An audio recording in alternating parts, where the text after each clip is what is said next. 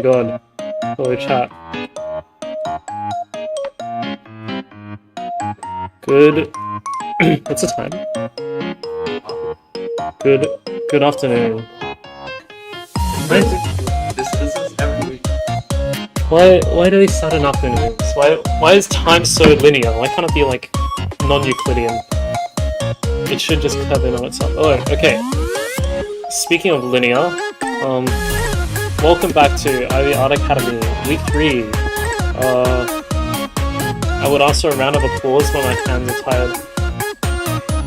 So, I think today, also is mic okay? If anyone's actually in chat. Hi chat.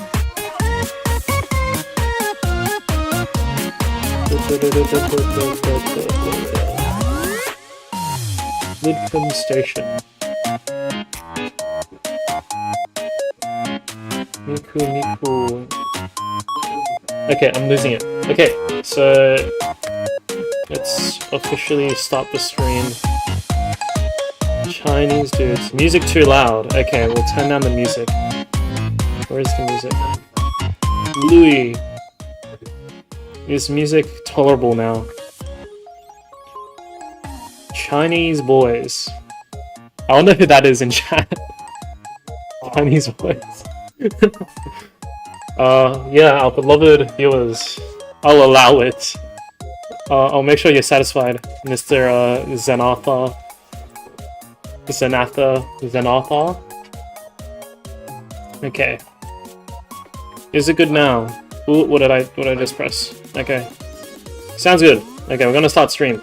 So today, we're gonna be going through how to make backgrounds and do photo bashing. We are also online. I think I've shown this like 10 times, but... Well, officially speaking, 3 times, but that's enough. And please sign the attendance form. And hopefully this is the right one. If it's not, I'll just cry. Is it the week 3 one? Week 2. Okay, this might be the week 3 one. Where's my phone?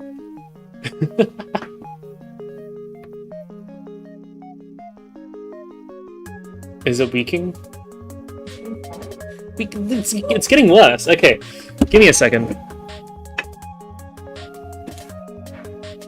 We're going back in time. Because this should be the week 3 one. Except it isn't. Okay, you can go away. And then image from photos. Okay. Magic. Appear on the screen.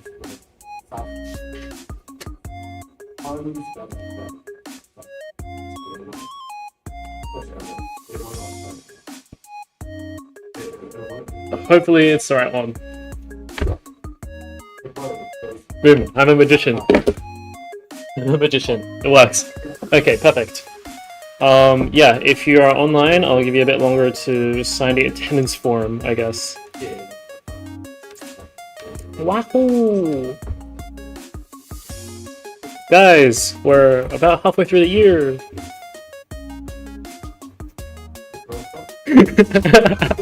I'm getting shot for that. Chat, this is an epic time. No, it's not. What am I saying? Okay, so for today, we'll be going through some easy background cheats. If you're never bothered to actually draw a background, there are some very easy shortcuts that anyone can do that elevates your drawings. We'll go through what photo bashing is. We'll have an example on perspective. We'll have some urban backgrounds, and next week, we'll look into natural landscapes because I haven't touched grass in years and I need some exposure to remember what it looks like. Okay, easy background cheats. When you're thinking about the background, think about what complements your main subject. So, for example, if your character is very brightly lit and has a lot of light on their face, you wouldn't want a equally bright background because then they blur into the surroundings. Unless you want to go for that, then you can intentionally do it. But typically, you want to have contrast between your background and your subject. This includes values, so like how bright and dark it is, and the colors of it. So if your character's red, having a equally red background might not necessarily fit. You can have like a red with a bit of a tinge to, how should I put it, to give that sense of contrast. And definitely, if you're putting it in background just to like fill in the blanks, you don't want it to take away from the centerpiece of your artwork. And then you can also have some interactions between your subject and the background. So in this case, you can see my drawing for Yuki here. It's not just plain, what color would you call that? Red? Beige? Not beige, what am I saying? Pink? Pink? Yeah. Gray pink. Depressed pink, yeah. You can see now the depressed pink in the background, there's like a bit of a shadow. This makes her like pop out just a little bit more. And in simple backgrounds, it's pretty easy. Most of the time you can just do plain shapes or splashes of paint. You can see on the one on my left, it's just like random colors, and it elevates a simple drawing, I guess. So more example of simple backgrounds, you can see my old banner, or the one that's technically in use for the online announcement as well. But just have like some simple colors, have a border, and then like a bit of shadows to make it pop, I guess.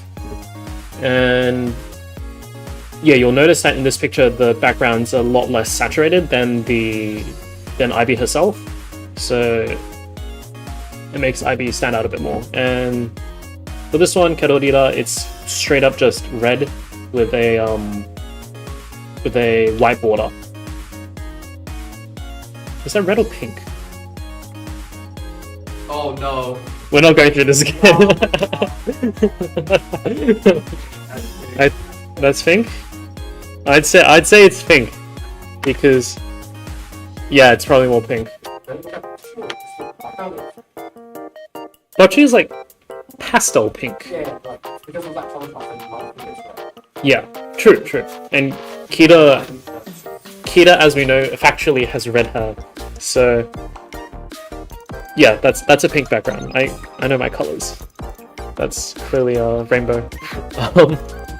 But yeah, you can also see that in this case, by simply adding like a white square, you can create a sense of depth without having to do like any extra work. It's literally just select.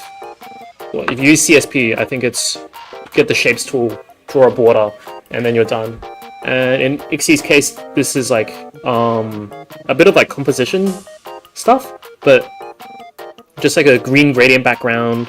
You can see that Gura kind of like pops out of it a little, so it's like she's coming out of the window. But it's not a very technically difficult background to incorporate. I think anyone can do this in like about 5-10 minutes.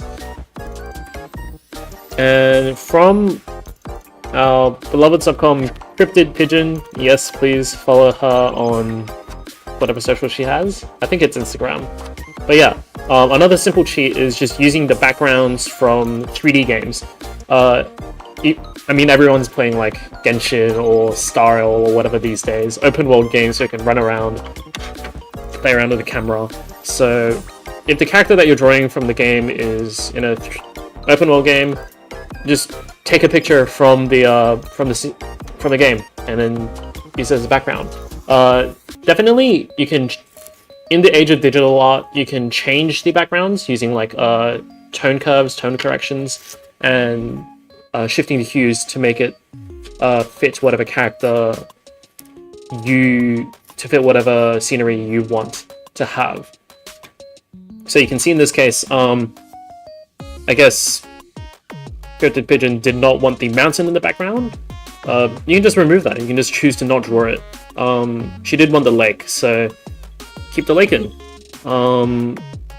In this way, you don't have to worry so much about like perspective or keeping things like, or making sure that everything's like perfect, because most of the work's already done for you, and all you have to do is customize it. Using more screenshots from 3D games. Minecraft. Minecraft is actually very helpful for drawing backgrounds because it's all squares. Credit to Lavender Town, and yeah, you can see in this case, this is just a screenshot from like vanilla Minecraft, and you can make it into a pretty nice looking background. And furthermore, because it's Minecraft, I think everyone who's touched the internet knows about Minecraft, and 90% have played it. So if you want to have like a background from scratch, but you're not very good with perspective, or if you just don't know like how to draw a background, you can try building your own in Minecraft and then drawing over it. It saves you a lot in terms of the headache that is perspective. Yeah, and it's a lot better than other existing 3D softwares like AutoCAD, Blender, Clip Studio even. Yeah. Do you know any other games where you can use background references? Let us know, please. We're gonna get demonetized. Wait, we're not even monetized. When are we getting The affiliate? I think if you have like 300 viewing hours, we can like apply for like affiliate shit or whatever, like a certain amount of views. So guys, tell your friends to subscribe to us. We can get monetized and get more funding so that we can run our favorite events. Other games, I mean like Souls-like games also work, right?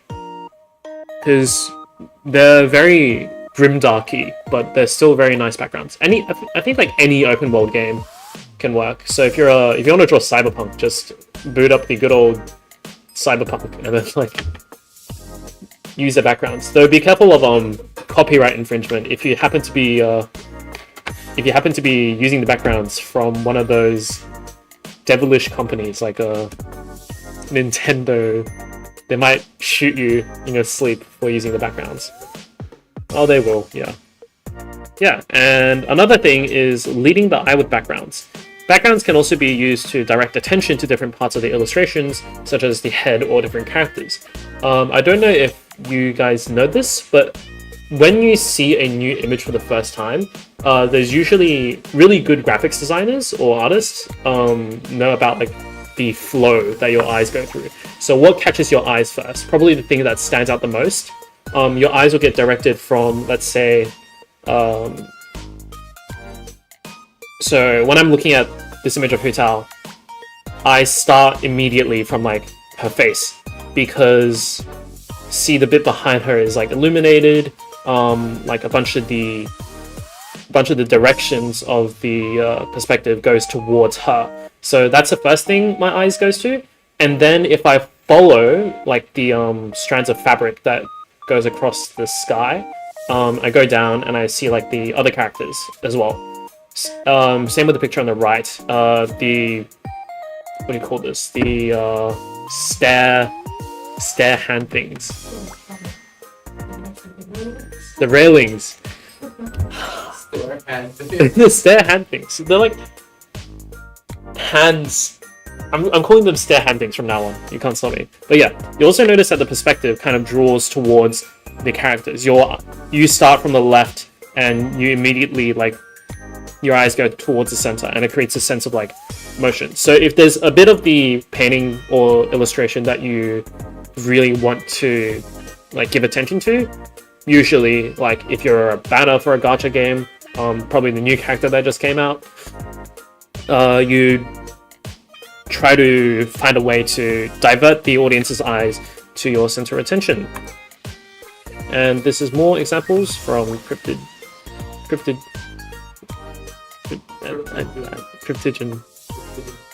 Yeah. He said it's small. Pigeon. I just keep on thinking this pigeon. But it's I just saw a pigeon this morning, okay, and it, like, flew over my house. You and everyone else. But like, you might have not seen a pigeon this morning, right? Like, what if you're like looking at your phone the entire time, right? I'm just saying, pigeons might not be that common these days, you know. Maybe they're all like migrating. It could be like pigeon migration season. Yeah, he's silent because he can't find a rebuttal. Anyways, so yeah, you can see that. Same thing with the eyes. The line draws attention to Pita's eyes. The horizon here draws attention to Zhongli's face. And here's a bit more of a graphics design, but just the way that the background's shaped, it draws attention to Miku's eyes because your, how do I call it, vision flow kind of goes from left to right, and it stops and is interrupted by the presence of Miku, so you're forced to subconsciously look at Miku's face. Next, photo bashing. So, photo bashing in this case means making background out of pre-existing images, photos, or textures. The full definition goes a bit further, but I cannot be bothered to deal with that today. Be careful with copyright. Don't use what isn't yours without permission. Because, like, if you just take a picture from, like, a copyrighted photographer online and then, like, put a filter on it and draw over it, you might get shot. Depending on your jurisdiction. So, yeah. But when you do have a good picture, it saves a lot of time and effort. And, as usual, it's really funny to put anime girls in IRL locations. And you'll notice a lot of animes do this as well. The reason why anime has this thing, it's like, oh, let's go to this bit in Tokyo where that's where like bocce took place, you know, like the I think the most famous example is the Lifehouse in Shimokitazawa, right? Everyone who's watched bocce and wants to go to Japan has that on their bucket list because they just straight up took a picture of the IRL location and then put a bit of filters over it and then redrew it. Which is why it's like 100% realistic, or at least I think 95% realistic to real life. And you can see here, Mai is in Enoshima, and then Saber's in Kobe. That's the big red bridge that, yeah.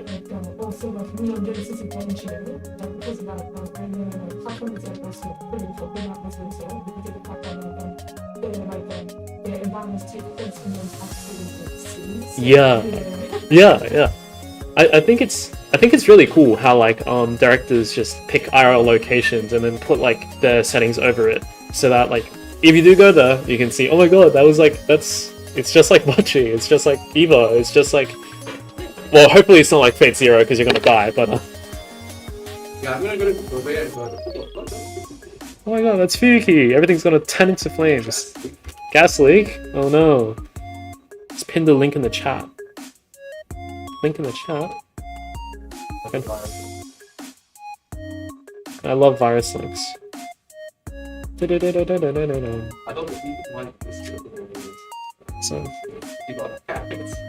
well, no, he just wants some to boost it. But anyways, photo bashing. You can do this in two ways. So first of all, you can find a suitable background after you finish your drawing.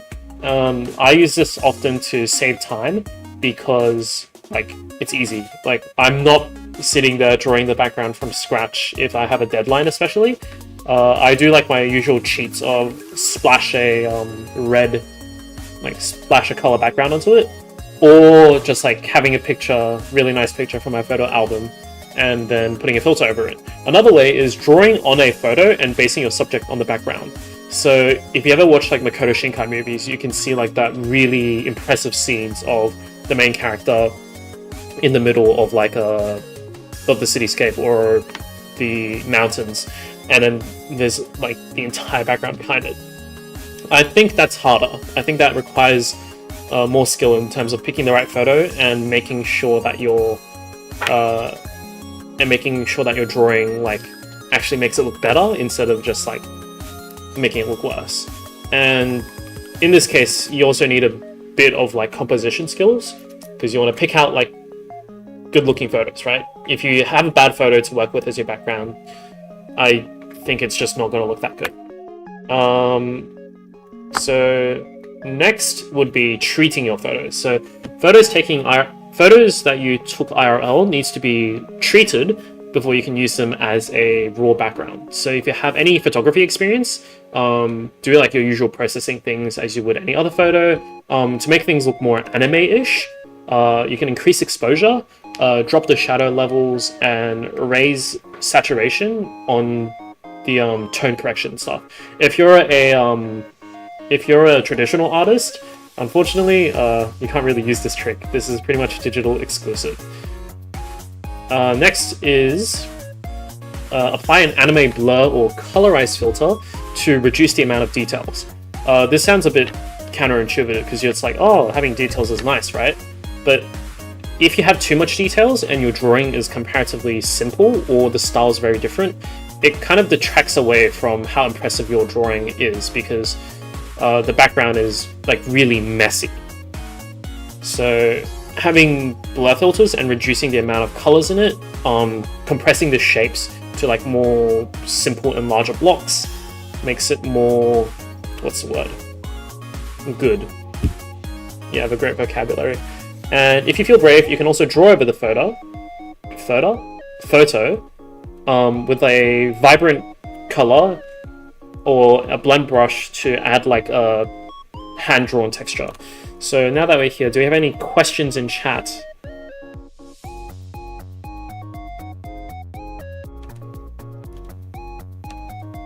No questions from chat? Chat is dead today. Ay, ay, ay.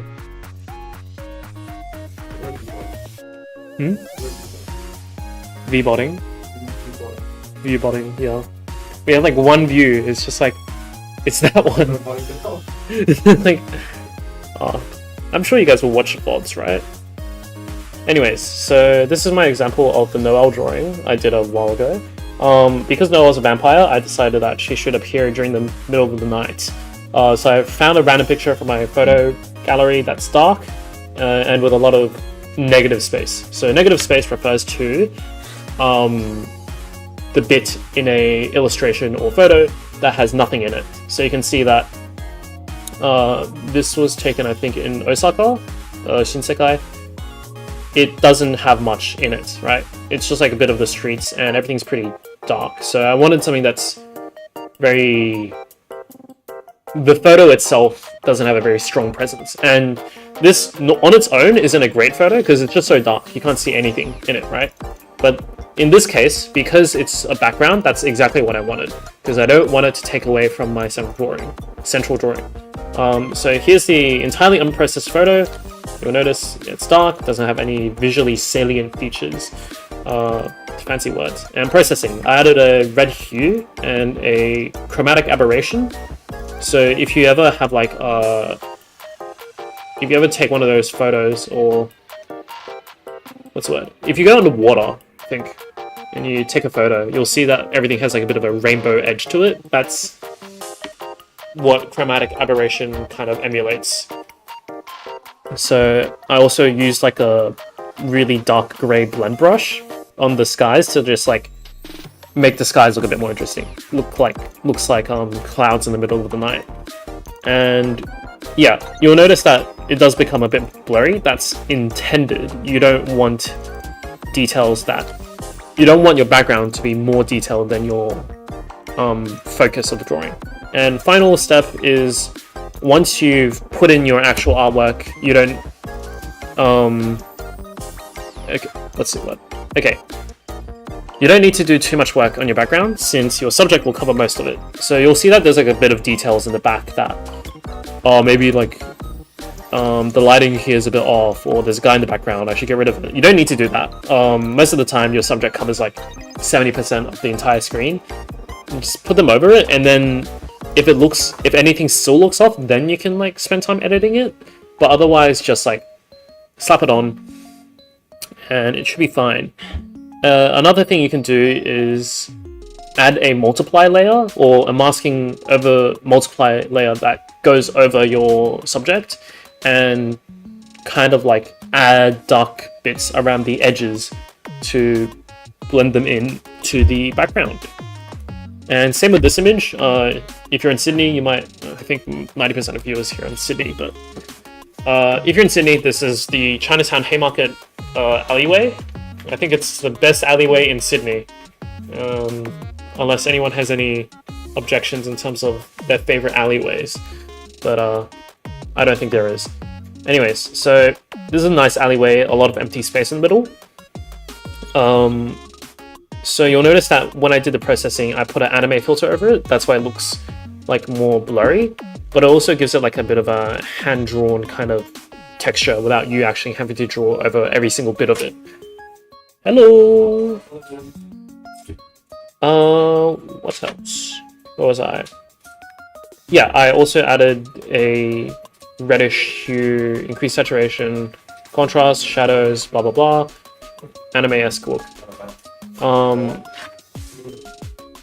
then if you have a like the modern art software like CSP, Procreate, or what does everyone use? Procreate, Ibis Paint. No one uses Paintool Sai anymore. Ibis Paint. Oh my god, we should get a sponsorship. That can happen. Yeah. So yeah. If you don't have any like dedicated tools, or if it's like all paid tools and you can't be bothered, you can use Photo Sketcher and it applies the filters for you. And if there's a strong source of light, add it onto the character. You need to consider the light that bounces off the walls in whatever circumstances to make sure that your character doesn't look like it's just been poorly photoshopped in. So in this case, because it's the afternoon, I put a bit of red light on. I just used a add brush on top of her hair to make it look like the light's bouncing from the back. And then as for the sides, what did I do? There we go. Because the walls are like all blue, I added a bit of a blue reflection to simulate the reflected light. And do we have any questions from chat? I believe this was talked about in last time's drawing was Ibi Art Academy. Yes. Always when you're rendering, light doesn't only come from one direction. You're not in the empty void of space. Yeah. Well, if you're in the sun, it will come from every direction then. It's all the same color. Yeah. Light also does have different colors, believe it or not. I don't believe it, but I have to. No questions in chat. I'm not schizophrenic, I swear. Chat, is this real? We have no one in chat. Dead stream, it's over. The economy is cruel. People can't afford to watch streams anymore. Okay, next step is perspective. If you decided you want to draw your backgrounds from scratch, then you'll need a sense of perspective. Perspectives on like its very basic level isn't too hard, I think, because if you have the guidelines, you can just go into it with drawing randomly composed straight lines and it would still look kind of good. So today we'll go through 1 point perspective because I cannot be bothered to do 2 and 3 this week. There's even higher point ones like 4 and 5 point perspectives, but they get really funky and they curve all the lines. So look into that in your own time because I don't know how to do it. And if you want to draw, like, if you intended to draw the background from scratch from the beginning, make sure that both your character and your background's perspective remains consistent. Because, I mean, it's the same with like the food item from last week. Your food cannot be on a different plane of existence to your plate. It's gonna look weird. Unless you're in the back rooms, then sure. But hopefully you're not putting all your OCs in the back rooms because I think they'd be very sad. So simple urban backgrounds often have like 1 or 2 point perspectives. Have with urban backgrounds, because concrete is grey, unless you're doing cyberpunk or like, well, urban brutalist, green, whatever. Usually you start off with grey with drawing, and you want to draw in shapes. Don't draw details before. Don't draw details first, because it's going to take a lot of effort, and it's not going to be a complete image.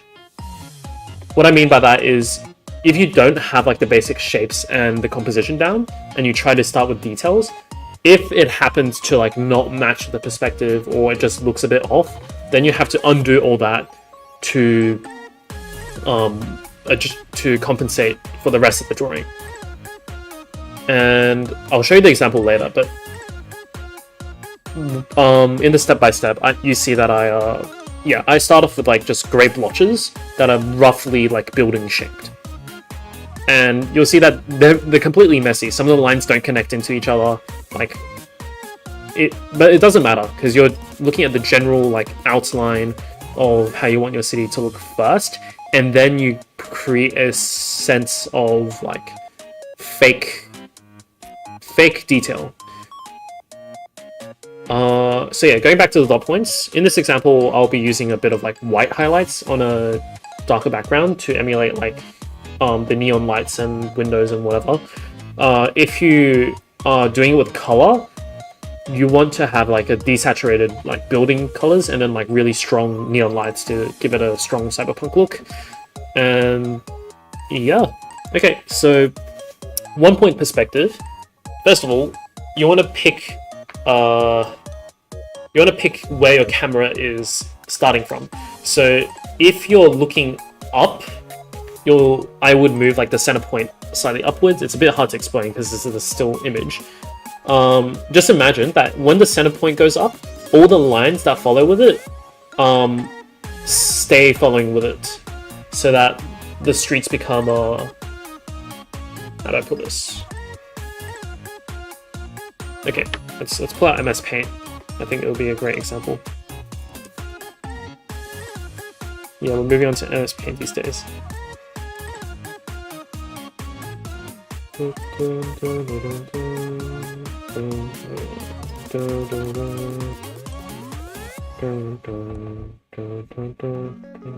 Okay, MS Paint. You guys see this? No, you can't. That's mean. Properties.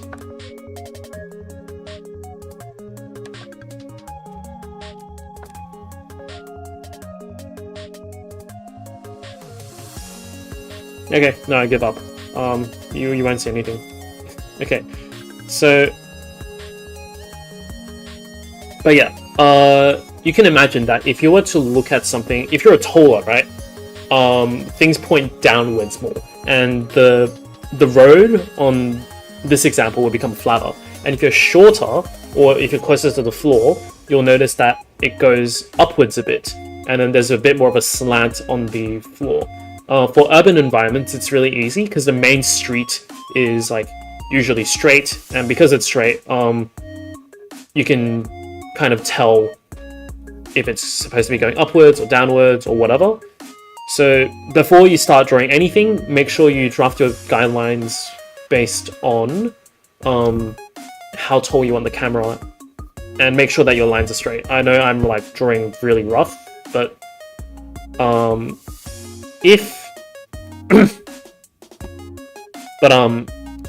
if you really care about like precision, then you'd probably use a ruler. Another thing you can do to have a really specific, like really precise perspective is draw a rectangle that. So imagine like you've hit a wall with this perspective, and you want to draw like a rectangle, like in this shape. So it gives you a guideline on how you want the perspective to look.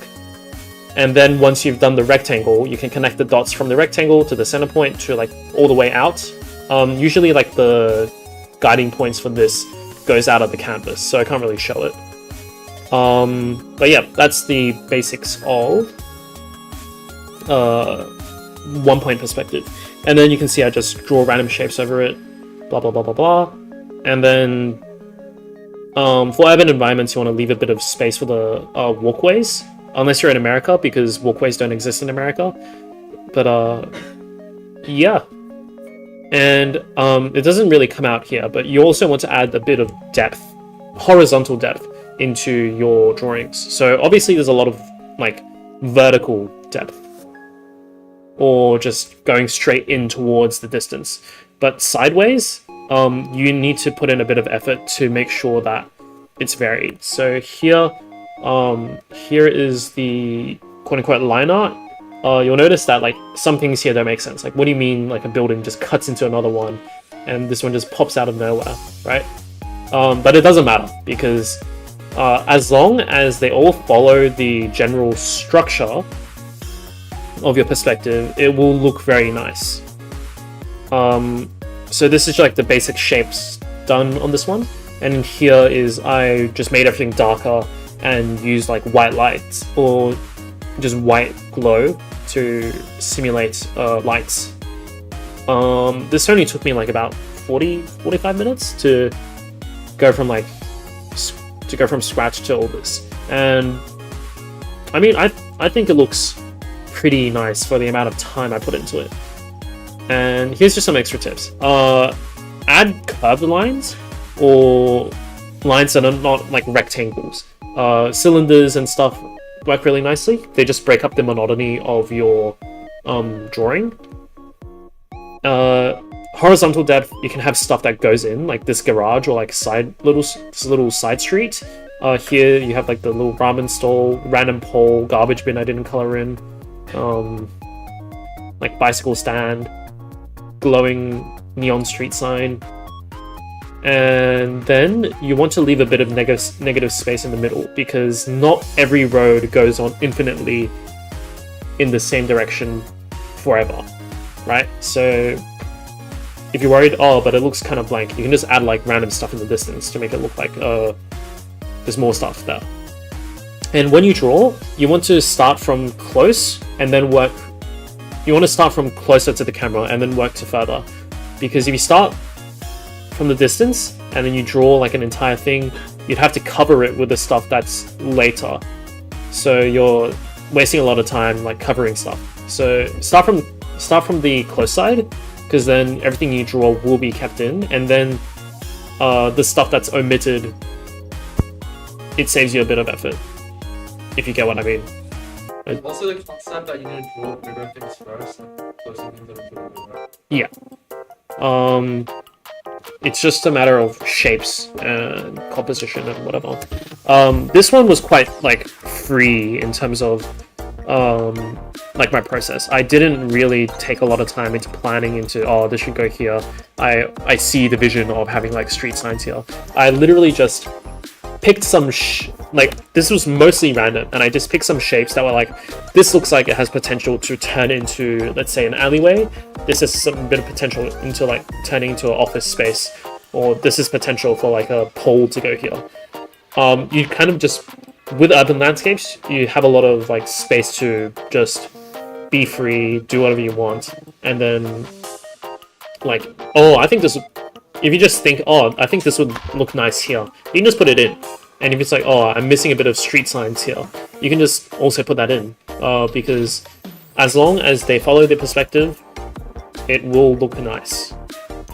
And in terms of following perspective, I don't think I did it perfectly, because some of the lines in the distance are not as slanted as they should be.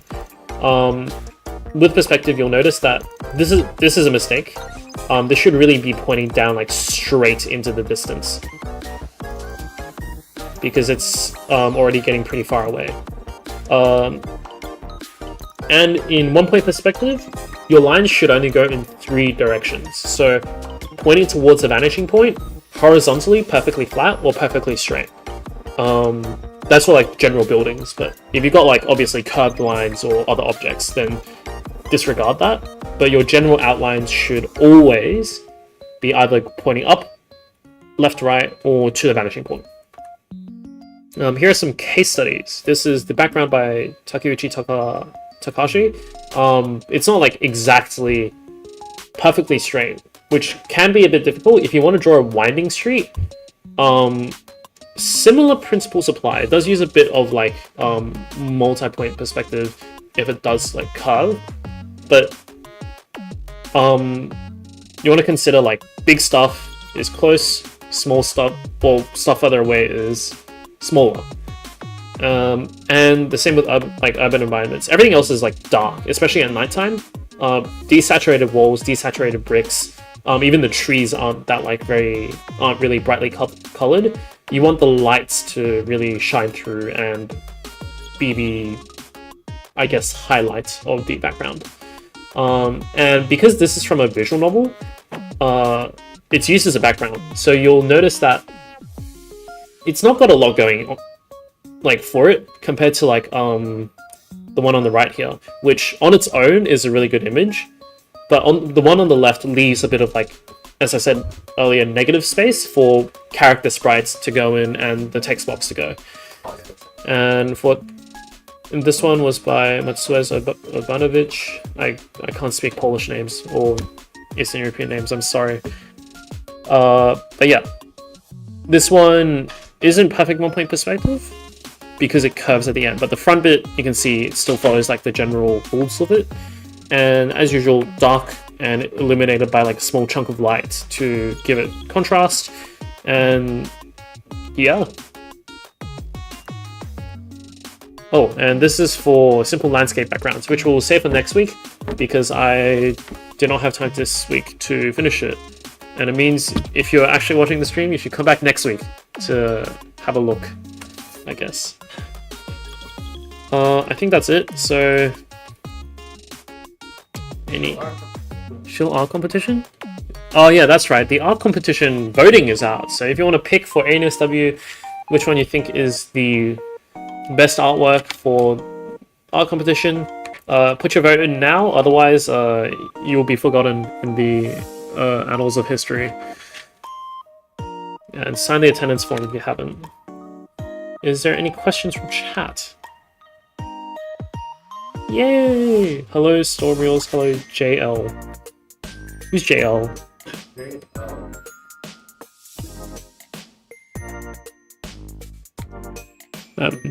No idea. Hi JL.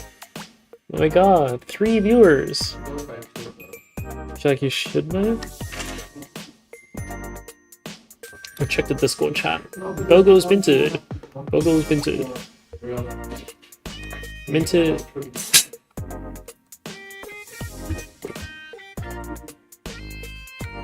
Oh! JL, Jaden Lee, hello. Another American viewer. American? Yeah. Did I just dox you? Actually no, there's multiple variations on that name, so. And I didn't say a middle name either, so. Wahahaha. Yes. Okay, I think that'll be it. So if you happen to be on campus and you want to join us for a social session, we'll be here until 3. It's just going to be chilling, and you can see me teleport across the room. Definitely come see that. But otherwise, thank you very much for coming, and I will end the stream today. We will be back next week with more background stuff. Bye bye!